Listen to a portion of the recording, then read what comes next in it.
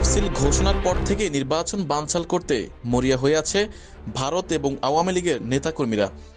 নির্বাচনকে সামনে রেখে দেশকে অস্থিতিশীল করতে জুলাই যোদ্ধাদের উপর দফায় দফা করা হচ্ছে হামলা। হাদিকে গুলি করে হত্যা করার পর এবার একের পর এক জুলাই যোদ্ধাদেরকে নানা হুমকি দিয়ে আসছে সন্ত্রাসীরা। এবার জাতীয় নাগরিক পার্টি এনসিপির সিনিয়র যুগ্ম মুখ্য সমন্বয়ক ও নোয়াখালী ৬ হাতিয়া আসনের প্রার্থী আব্দুল মান্নান মাসুদকে হত্যার হুমকি দেওয়ার অভিযোগ উঠেছে। এই সংক্রান্ত কয়েকটি স্ক্রিনশট বৃহস্পতিবার রাতে সামাজিক যোগাযোগ মাধ্যমে ছড়িয়ে পড়লে ব্যাপক আলোচনা ও উদ্বেগ সৃষ্টি হয়। ভাইরাল হওয়া স্ক্রিনশটগুলোতে হাতিয়ার চর ঈশ্বর ইউনিয়নের সাবেক চেয়ারম্যান আব্দুল হালিম আজাদের ছেলে ইসরাত রায়হান অমি এবং তার অনুসারী রূপক নন্দীর নাম দেখা গেছে। স্ক্রিনশটে ইসরাত রায়হান অমিকে মেসেঞ্জারে হুমকি সূচক ভাষায় কথা বলতে দেখা যায়।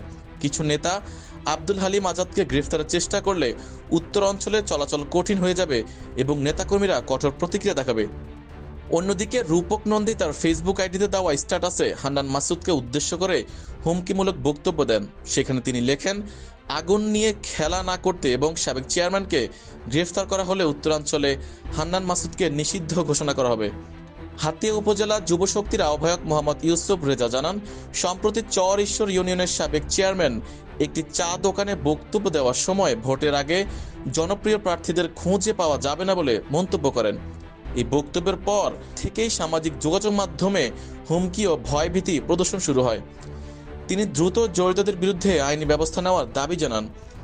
এই বিষয়ে আব্দুল হান্নান মাসুদ বলেন, এই ধরনের হত্যার হুমকি ও ভয়ভীতি প্রদর্শন অত্যন্ত নিন্দনীয় এবং উদ্বেগজনক।